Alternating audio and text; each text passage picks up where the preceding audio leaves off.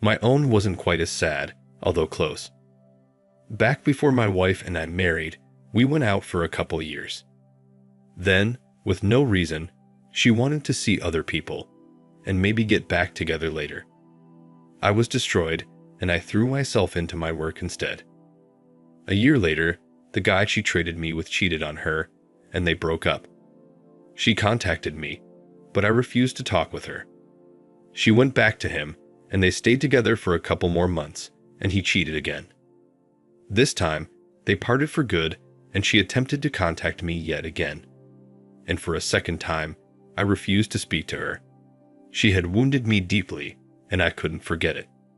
She went on to another guy, and they were together for 6 months or so before he began to become pretty physical with her, leaving bruises. Unfortunately, I went to a party and ended up hammered, and she and I somehow ended up back together. I'm not saying all was as it was before, far from it. I still loved her, but I have to admit, I didn't trust her totally. With good reason, it seems. We dated for over a year, after which we got married, and she moved in with me. My house was free and clear.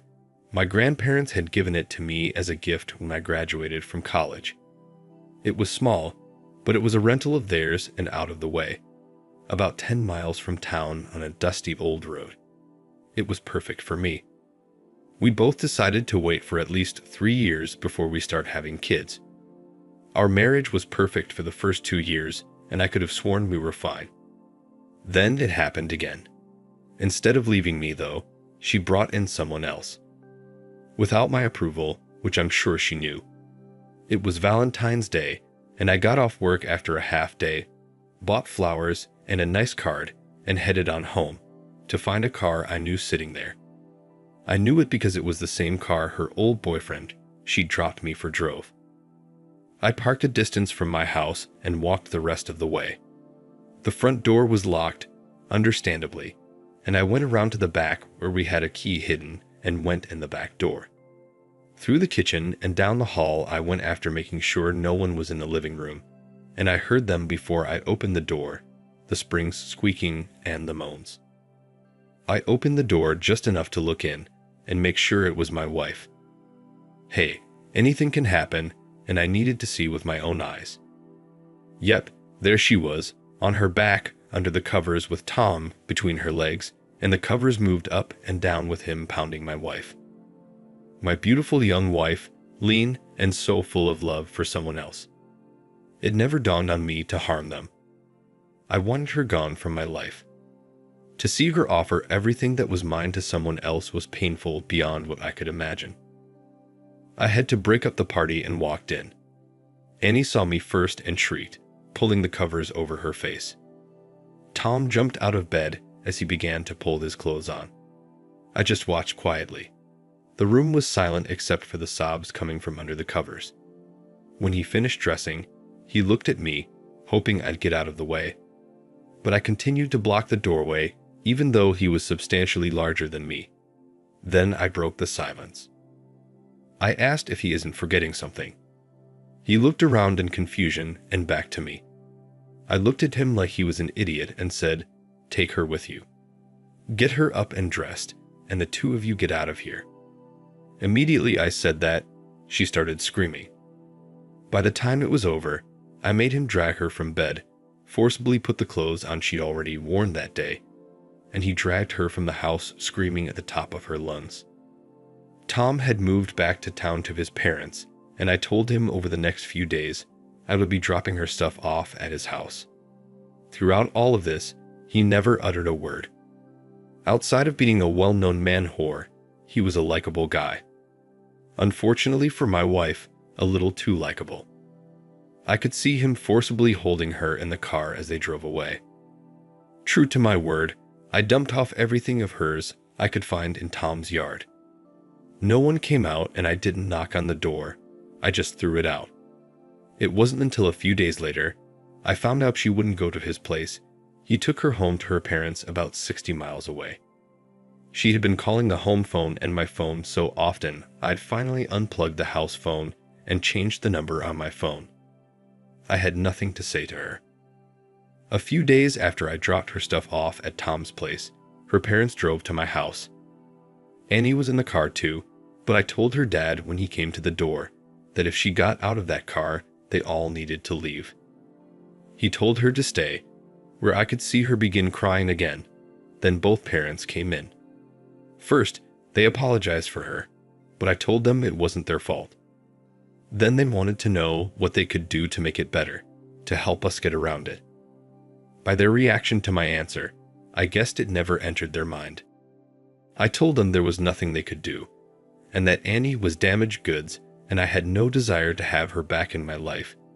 She cheated on me in my bed and we're done. I told them all this in a calm, even voice, yet a very firm voice, leaving little opportunity for argument. Then I told them everything from back when we were first going out and how she had acted earlier. That surprised them both. Sue, Annie's mom, tried to explain how devastated Annie was. That got a snort out of me, and I told them she wasn't nearly as devastated as me. She got fucked, but I was not only fucked, I lost the woman I'd planned on having children with, raise them, and grow old with our grandchildren around. Throughout this, I was crying, and so were both of them. But I let them know it wasn't something to be fixed. Annie needed to move on and find someone else. And I mentioned Tom's name, which earned me a dirty look. Sue let me know Annie swore she would never even look at Tom again, let alone take him as her man. Of course I told them it's too late. She'd already taken Tom, she'd chosen him over me, and that was that. When they left, they made me promise I would stay in phone contact with them. They were worried about Annie and how hard she was taking the whole thing. That just made me shake my head in disappointment and muttered how hard this was for her. I think it was the next week, George, Annie's dad, called and asked if I would talk to Annie, but I refused. Apparently, she hadn't eaten since I booted her, or at least very little. She wasn't a big girl, and as lean as she was, there was little weight she had to lose. George and Sue both begged me, something that was more painful for me to hear than them to do it. It was their baby, and they were concerned she might do something harmful to herself. I had her served the next week.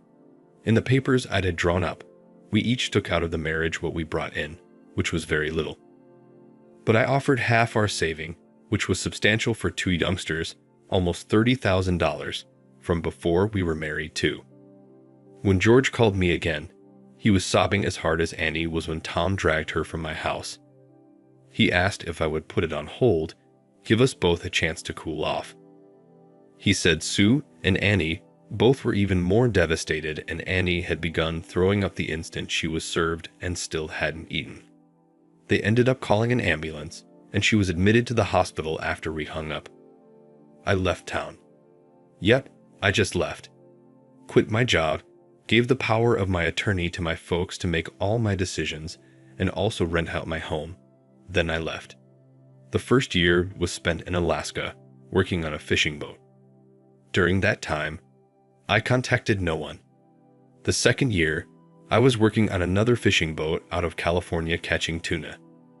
The next 3 years were spent in Alaska in Prudhoe Bay, working in the oil fields. In 5 years, spending no money, banking it all, I made a huge sum of money, made bigger yet by investing wisely, something my Prudhoe Bay employer made available to us all. Not that I was filthy rich, but I had enough money to retire on, if only a small stipend was taken out each year. If I were to live on $50,000 per year, I would still be increasing my investments, not taking it all away. I also had part interest in a couple oil wells, 3 natural gas wells, and half a small fleet of tuna boats. The yearly income on the wells alone was okay. We had an accident in Prudhoe that made me question my mortality, and I ended up quitting and returning back to my town. My folks were shocked when I showed up on their doorstep one evening. Our conversations had been limited. I didn't want to be reminded what I had lost. But my homecoming was fantastic, and the next morning, they had called all our family, and a big party was planned for the next afternoon, a Saturday. They caught me up on Annie. After I left, She had to be hospitalized for quite some time. She refused to eat and finally slit her wrists trying to off herself.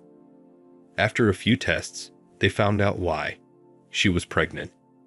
George and Sue contacted my folks, hoping to get in touch with me and to let me know I was going to be a father, ostensibly to force a reconciliation. My dad, however, after letting him know they couldn't get in contact with me, that I had left town, asked George as nicely as possible for a grandparent DNA test. As happy as George was, he agreed. After the birth, when it was safe enough, they did the test and it came back that I was not the father. George and Sue were nearly catatonic over the results. I did find out I was divorced though. Annie refused to take half the money and it was still sitting in the bank. After the baby was born, he had a full head of black hair exactly like Tom. He manned up and married Annie after finding out he was a father. They had been married almost 4 years and had 2 more kids. They lived in his own house and he was making a decent living. Annie stayed at home with the kids and the few times my folks saw her, she seemed happy enough. At the party, I was shocked to see George and Sue stop by. They had been invited by my folks and wanted to see me. I had a nice talk with them both. They said Annie was happy enough with her kids, but not so much with Tom. He still stepped out on her. He just couldn't keep it in his pants and had brought home a few surprises for her. It sounded as if she wasn't going to leave Tom over it. After all, just like I had told her folks, she was damaged goods and who else would take her? They were both happy to hear how well I'd done while gone, although I didn't tell them I was by our standards rich, not wealthy, just very well off. They were sad and both admitted they wished they were still my in-laws. I saw Annie one day when I was sitting at a local deli, having a sandwich and drink while doing business online. She had her 3 kids with her and looked shocked when I looked up and we made eye contact. I wasn't angry anymore. I had put it behind me. She walked up to me, much akin to a deer that is about to run, and when I didn't bite, took the seat I offered. We had a good talk, but when she tried to explain and apologize, I told her no way. I didn't want to hear it. She tried a couple more times until I threatened to get up and leave. After that, we had a nice lunch I bought for her. Her kids were nice, and I had the oldest, a boy, sitting on my knee by the time it was over. At one point, she looked at Timmy sitting on my knee and began to cry, telling me he should have been my boy and this should have been our life together. I just smiled and told her I had always dreamed the same thing. At my words, she got up, grabbed her kids and diaper bag, and damn near ran out the door. It was a funny thing. A year later, I was married. Who did I marry? The tenant living in my house. My folks asked me to go over and talk with her moving out, and we kind of hit it off. I ended up leaving her there. She was a college student, and my folks had made the rent low enough so she could afford it and really had nowhere else to go. We began to go out, and after a few months, we knew it was true love. I didn't ask for a prenup. Perhaps I should have, but I didn't. You see, Janny didn't know she was marrying a well-to-do man. I wasn't the wealthiest, but I wasn't broke either. I had things going on for me financially. She thought I was just going from job to job across the country and didn't have anything to show for it.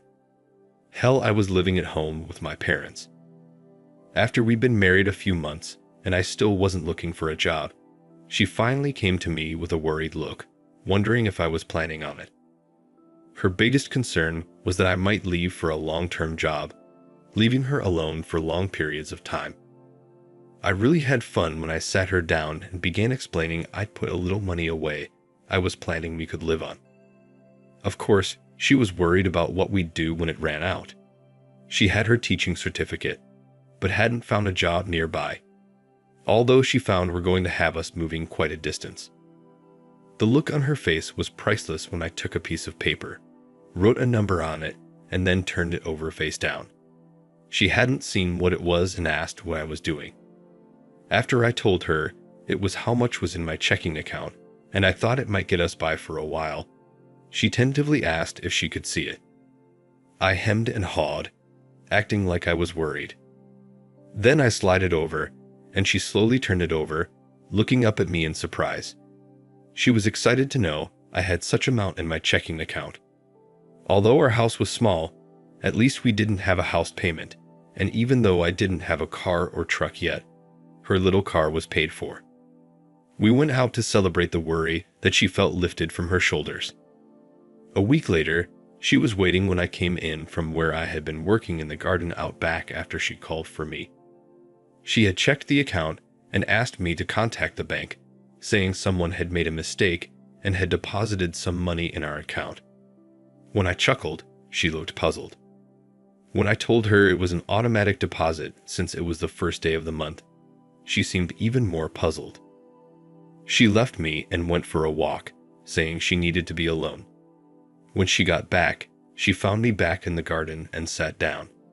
She watched for a bit, and I finally sat back and took a good look at her.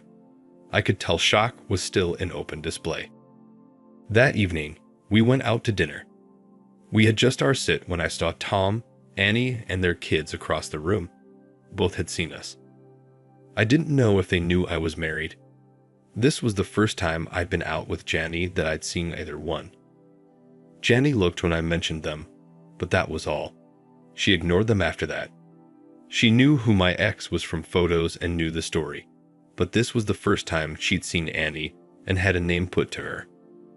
Our town wasn't big, but neither of us were much on going out, preferring to be alone for the most part. Before our food came, Janny stood and excused herself to the restroom, and it wasn't until our food came that I realized Annie wasn't sitting with her family. That worried me. Janny wouldn't do anything, but I guess she wanted to meet the ex. Janny never said anything but looked a little smug when she returned. I glanced over and saw Annie sit down with her family, and it looked like she'd been crying. In only a few minutes, they had paid their bill and Tom gave me a dark look when they passed us to leave. Tears were still running down Annie's face when she walked by without acknowledging me. Janny confessed to seeing Annie leave for the restroom and couldn't resist going in and having a talk. After introducing herself, she just told Annie she would never know what she'd thrown away. Anything else that was said wasn't shared, and I didn't care to hear it anyway.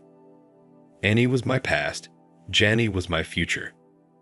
Over the next few years, we welcomed our two beautiful children, a boy and a girl, and while we lived in the same house, Janny drove the same car and was working at the local high school finally, while I drove my same used Chevy pickup I'd bought. Things were good for us, and we lived peacefully. Even during the summers, we stayed at home to take care of our little house. We have little need for much more. And as for Annie and Tom, well, let's just say revenge is best served by living well. Thank you for watching. Share, like, and subscribe to listen to more stories like this. Take care.